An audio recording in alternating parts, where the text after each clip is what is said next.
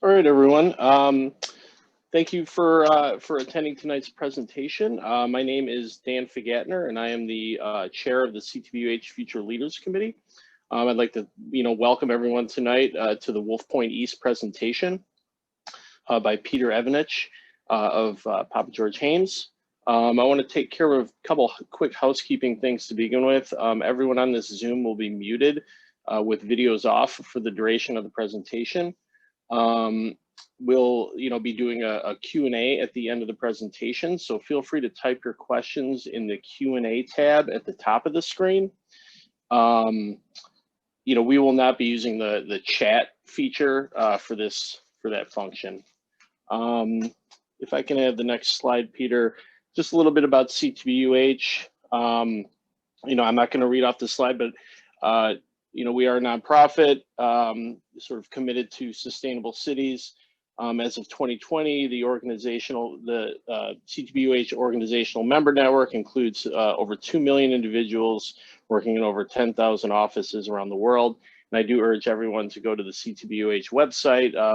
It's updated frequently with different articles and different kind of fascinating white papers, and it provides a good hub for all that information. And without further ado, I'd like to introduce our presenter, who also created the video that we're going to watch, Mr. Peter Evanich of Pappageorge Haymes. He's a senior project architect. You could read his bio on the screen there, but he's done all kinds of residential work in the United States. So with that, I'll throw it over to Peter to get the video going. Peter? All right, thank you, Dan. Let me just cue this up.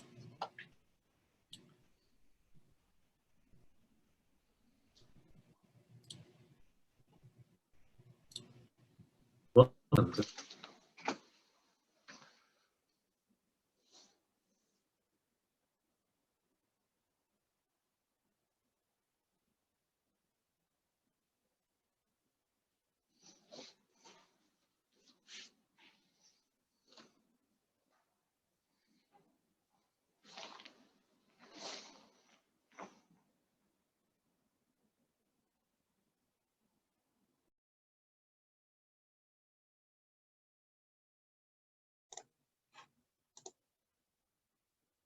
Hey, Peter, we can't hear each other. I think if you unmute, you will be able to hear it. Okay, sorry about that. No worries. to answer them at the end of the presentation. Perfect. Wolf Point is the second tower in a series of 3 that is being constructed on the historic Wolf Point site in Chicago by Haymes and the Kennedy family. The project team includes Pelly Clark Pelly as master planner and exterior design lead, Pappageorge Haymes as architect of record, Magnuson Klemensic Associates as structural engineer, Cosentini as MEP, Susie Horner and Borg Design Studio as interior designers, with Walsh as the general contractor. Topping out at 61 stories, this LEED Silver building has 698 apartments, 6 lower-level parking floors, a fitness center, indoor swimming pool, business center, and other amenity and lounge areas, all of which were extensively modeled and coordinated by the team. The Wolf Point site resides just west of the Merchandise Mart at the confluence of the north, south, and east branches of the Chicago River. Throughout Chicago's history, this site has been a gathering place for people from the natives that ran trading posts while inhabiting the area to the European settlers that established hotels, taverns, and drugstores on the peninsula. Because of this location, visitors to the Riverwalk and tenants in the tower get views up and down the river to the south as well as to the east. The design of the site includes a Riverwalk that will connect the 3 buildings when complete. To access the lower Riverwalk, visitors can take the stairs or use an exterior glass elevator. The team designed this elevator with conditioned entrance vestibules, all while maintaining minimal metal framing and a clean exterior design that matches the tower through use of spider fittings on the glass.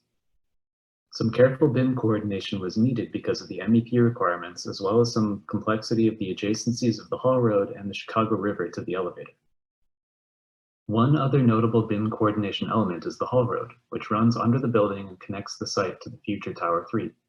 A lot of space is required for this tunnel since trucks will need to make deliveries to the future South Tower. Therefore, we needed to carve out a double height access tunnel from lower level 1 and lower level 2, which added to the challenge of creating an internal ramp for the residential parking garage. This haul road also added crossover challenges for MEP and stormwater out to the river. Moving to the interior of the building, we can see that the first floor of the tower is broken up into 4 main areas. A large 2-story residential lobby on the west, a tenant lounge on the south with access to a private exterior deck, an on-site leasing office on the north, and a large retail space on the east facing the merchandise mart. The residential lobby on the west side of the tower has multiple seating areas, a work table, reception desk, and fireplace. Due to the floor-to-ceiling height in this space and the desire to have as much glass as possible, an additional structural system was needed to support the curtain wall. Our window consultant suggested a system that utilizes sag rods. In this system, the horizontal girt resists the lateral forces of the wind on the curtain wall, and the sag rods, which are attached to the slab above, prevent the girt from bending in the vertical direction. This allowed us to have large floor-to-ceiling glass wall, opening the lobby up to the exterior and bringing in as much light as possible. From here to access the elevator lobby, tenants pass through a fob door. This steel and glass door is surrounded by a tile wall that references the Wolf Point site. We will see this Y motif used throughout the building as we continue our tour. It was even abstracted by the marketing team as the development logo. Moving through the elevator lobby and turning south, we come to the first lounge in the building. The South Lounge is home to a few small seating areas with TVs, fireplaces, and a small coffee bar for tenants. These fireplaces were coordinated with MEP to make sure that the venting made it outside with as little impact on the ceiling as possible. From this space, tenants can access a private exterior deck that overlooks the river and has uninterrupted sunlight from the south. The second floor contains the fitness center for the building. With views down the Chicago River, tenants get access to cardio, free weights, weight machines, and private fitness rooms with on-demand fitness classes. Because of the inclusion of free weights and treadmills, ownership wanted to make sure that sound transfer was addressed with design solutions. In order to mitigate sound transmission on the slab traveling up the concrete columns to the units above on the 4th floor, we utilized a system called the jack slab. This diagram shows how the structural slab below is poured with a step at the doorway to the fitness center, and then a membrane is laid down with jacks positioned in a grid. The contractor then pours a secondary concrete slab on top of the membrane and waits for it to cure.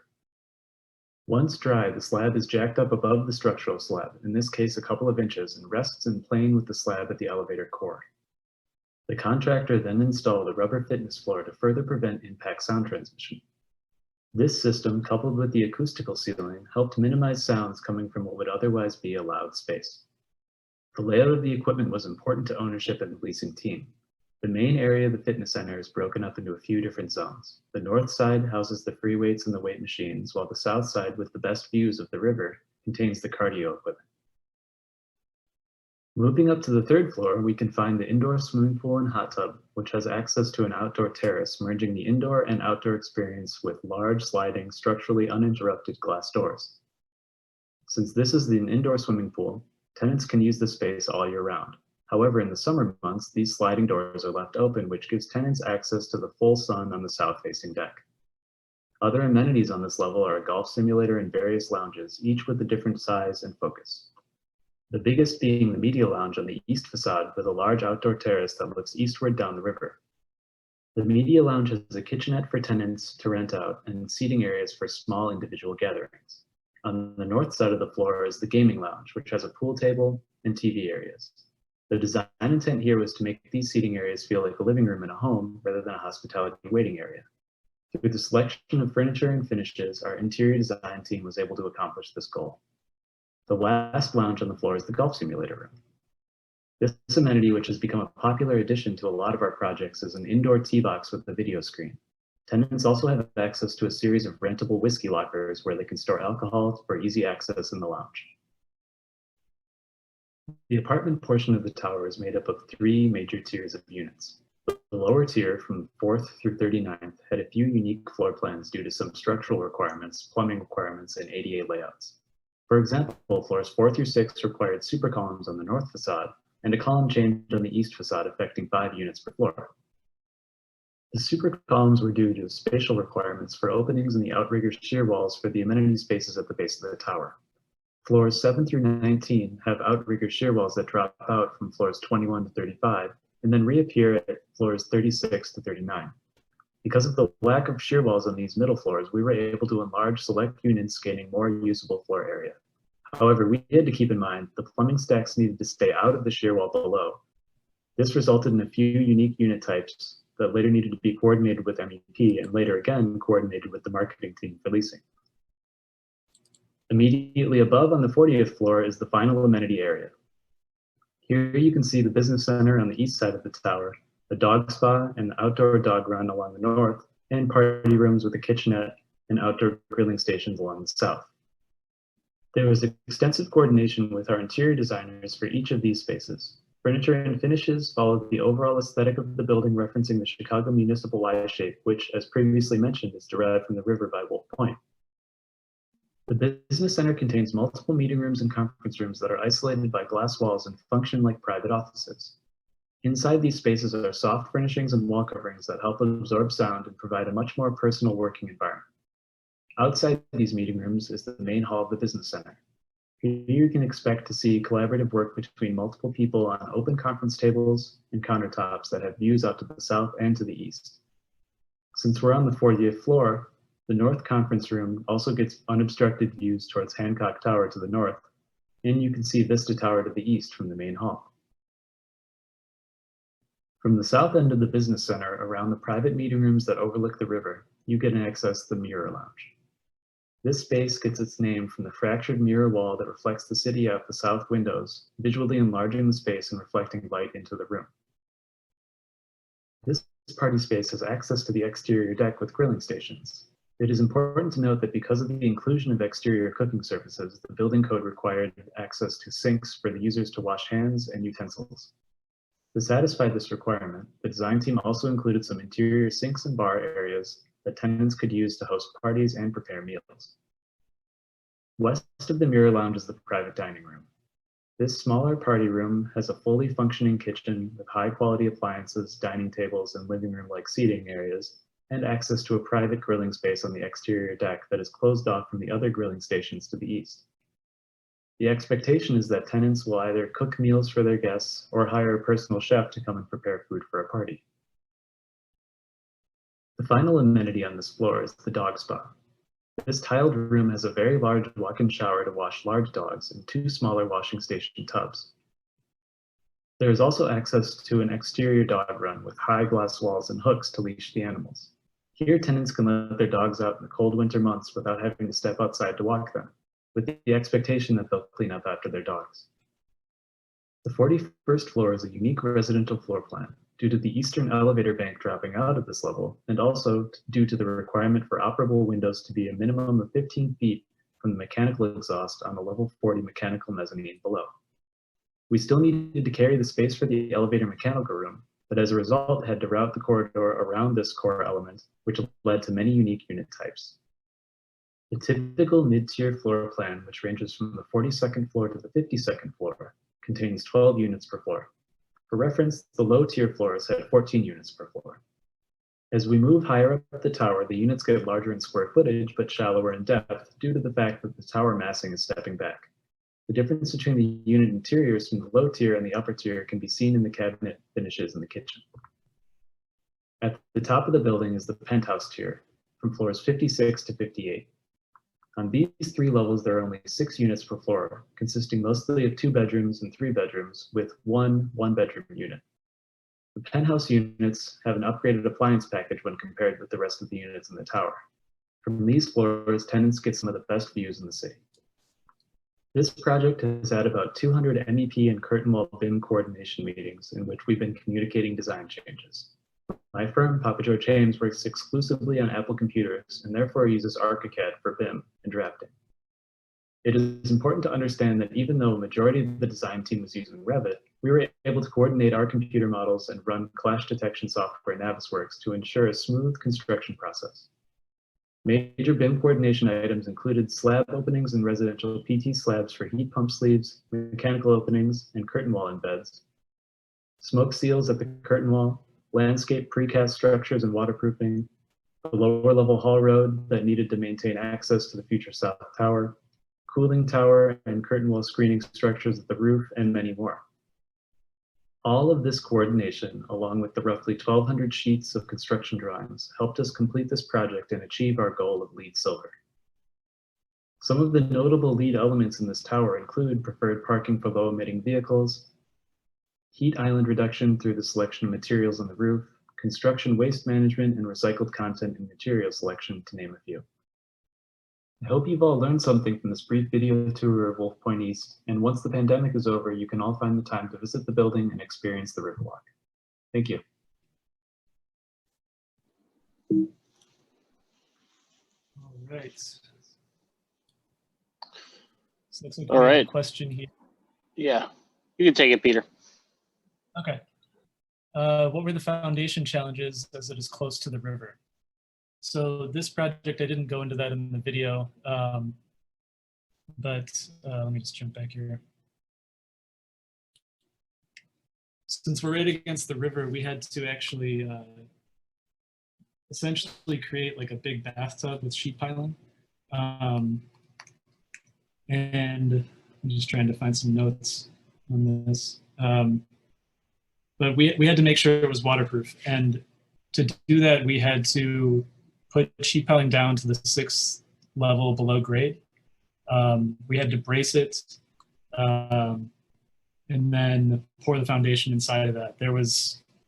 I think there was a pump down there the whole time, just making sure that, you know, the area would stay dry. But it was definitely a big engineering feat.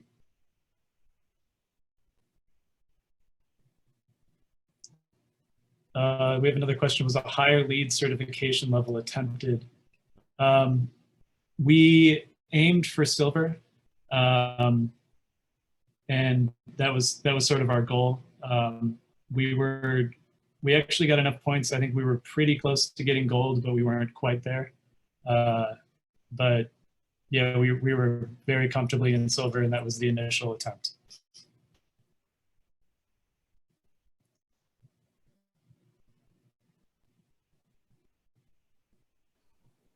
Okay, this is Dan again. I don't see any other questions. Peter, is there anything you'd like to add before we close this?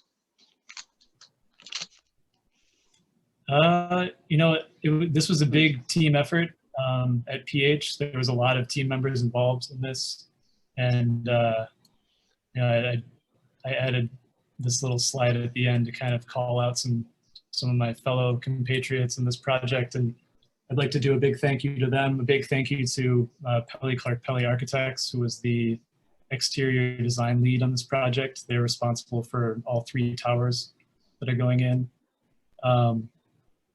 We've got another one here about another question that just popped in. What was it like to work with Pelly Clark Pelly?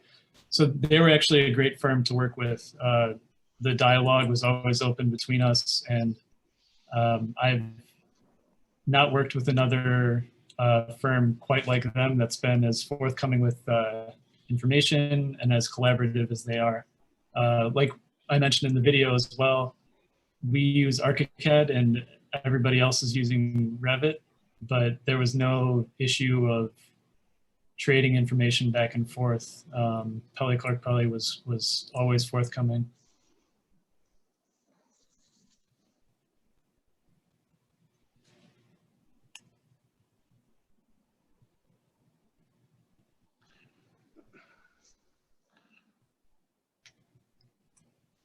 Okay, getting some more questions here. Pete, what was the damping system used?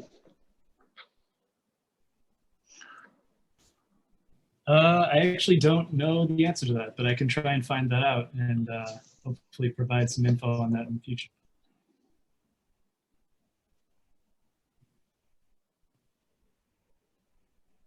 So then there's another question, looks like, about what's the scope split between yourselves and PCP. So like I mentioned, Pelly Clark Pelly was responsible for the overall exterior design of the tower, as well as Wolf Point West, which is this tower in the background right here, and Wolf Point South, which is the future tower that's going to be constructed at the tip of the peninsula. It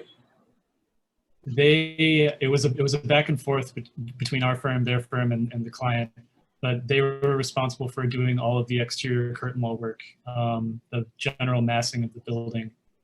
And then we worked together to refine that design. And then what PH did was most of the interior design as well. I'm not talking like interior architecture, but unit layouts, amenity space layouts, the interior coordination, all the MEP coordination, PH was responsible for as architect of record.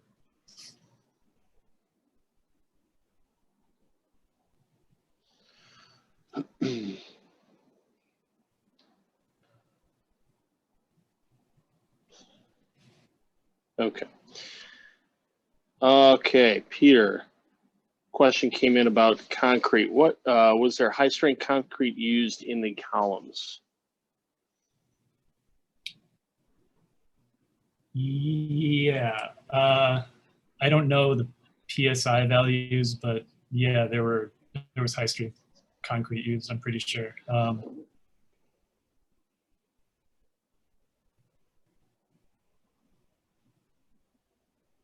And then there was another question about notable features of the Riverwalk. So the Chicago Riverwalk, which many of you may be familiar with if you're from the city of Chicago, is actually on the opposite side of the river. You can kind of see a little bit of it right here in the bottom left of this image.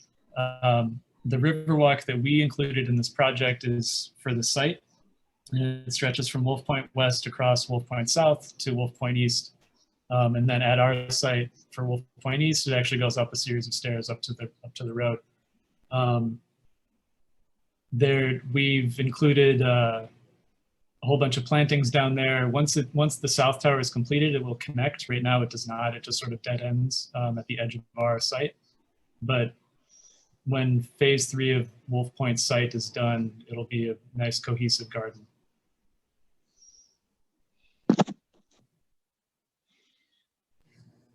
Okay, and Peter, I'm going through, and after you answer the questions, I'm kind of just dismissing them, so unfortunately, they don't file in order. So,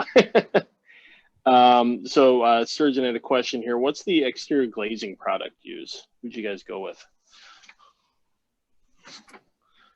Are you asking who the manufacturer was, you think?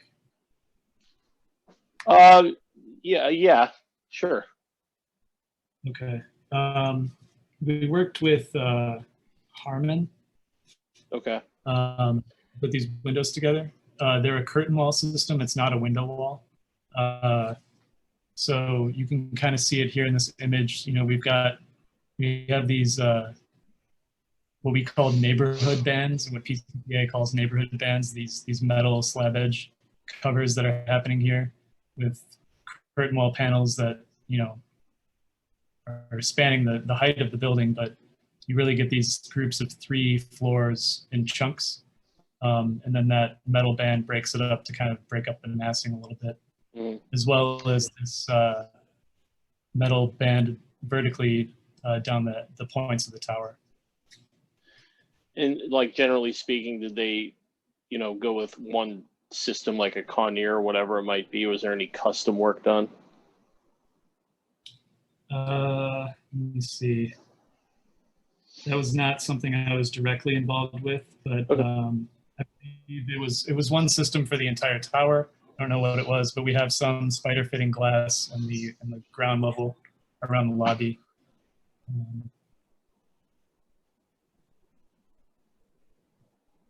Okay.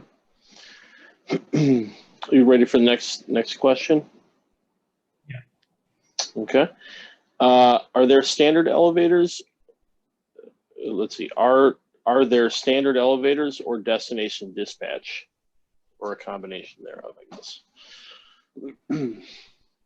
So they are standard elevators. I'm actually not sure why we chose to go one way or the other, because it was a decision that was made quite a while ago. But when I visited the site, the elevators that I was using were all standard. Okay.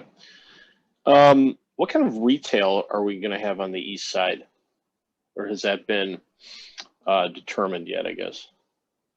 As far as I know, that has not been determined. I know that the owner is still working that out, but yeah, that'll come about soon. And the curtain wall is all custom pieces, actually. I just was told, so. Mm-hmm. Oh, okay. All right, let's see here. How much coordination did you have to do in combination with the other Wolf Point buildings besides the tunnel? So